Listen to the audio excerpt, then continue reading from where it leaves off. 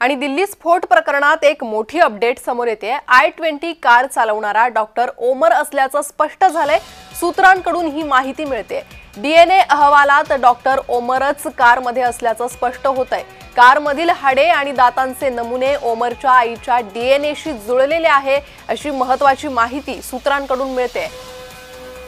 तर ही कार चालवून लाल किल्ल्यापर्यंत नेणारा हा ओमरच असल्याची माहिती आता सूत्रांकडून मिळालेली आहे। ओमरच्या आईच्या DNAशी ओमरचा DNA मॅच झालेला आहे, त्या डेड बॉडीचा DNA मॅच झालेला आहे आणि त्यामुळेच हा ओमरच असल्याचं स्पष्ट होतंय, अशी माहिती सूत्र देत आहेत। DNA अहवालात डॉक्टर ओमरच कारमध्ये असल्याचं स्पष्ट झालंय।